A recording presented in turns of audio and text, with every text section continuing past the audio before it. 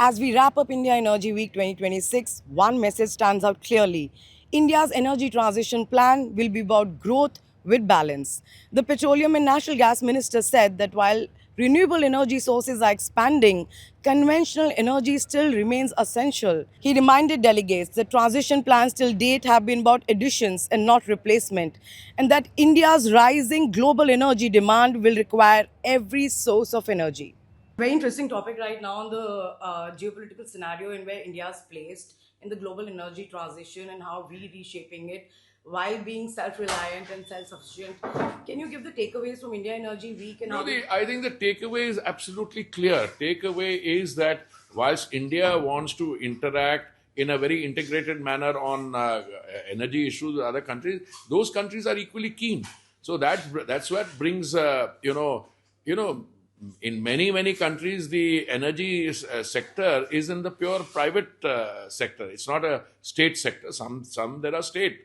But today we have the happy situation that all companies dealing with different uh, parts of the energy situation, producers, different parts of the supply chain, upstream, downstream, they all think that it is worth their while to take part in a platform like India Energy Week because they meet their counterparts, they can get new ideas, they meet youngsters, startups, and they can conduct and transact business. So what about the clean fuels that we're talking about? We were talking about biogas, we're talking about CVG expansion, IGL has just signed Yeah. the MOU. So can we talk about the different mix and No, how we because progress? this is all, you should be ready for a situation that whilst we move from one to the other, we've already got 20% biofuel blending. We are also going into compressed natural gas. We are going into CBG. We had a 2-day conference, ma'am, on CBG, and based on that, my ministry will draft a new policy for the government. Prime Minister's absolutely high priority Prime Minister gives to this sector. And I think it's absolutely right because it also helps the rural economy. So what about green hydrogen? Can we Green talk? hydrogen is doing well, but in green hydrogen, the price has to come down. So the price globally was about $4.5 for 1 kilo. We have, through three tenders, succeeded in bringing it down to less than $4. Once we replicate that on scale, etc., and it comes below $3, then there'll be a massive public policy desire to move to green hydrogen on a really scale. I mean, we are doing things.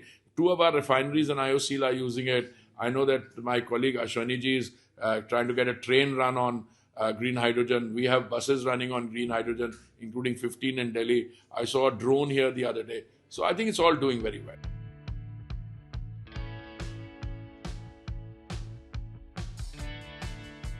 India Energy Week 2026 saw more than 75,000 energy professionals, over 700 exhibiting companies, and delegates from more than 120 countries.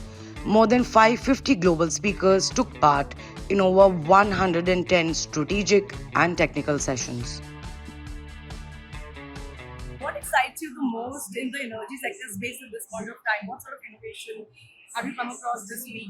You see, going forward, the way India is growing at 7 to 8%, and it's going to continue from the next 10, 12 years, energy is going to play a central role because we will need energy in whatever form that may be.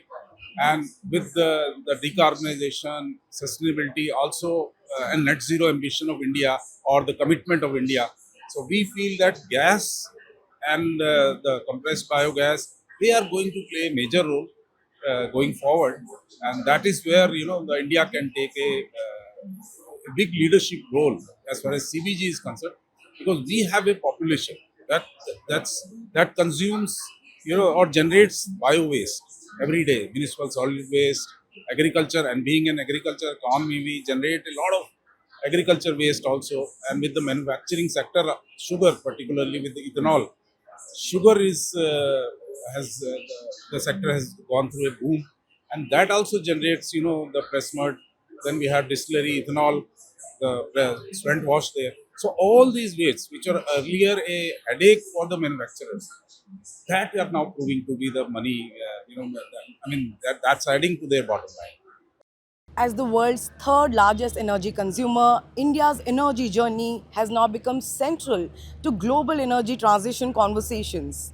From India Energy Week 2026, this is Nishtha Sharma. Subscribe to One India and never miss an update. Download the One India app now.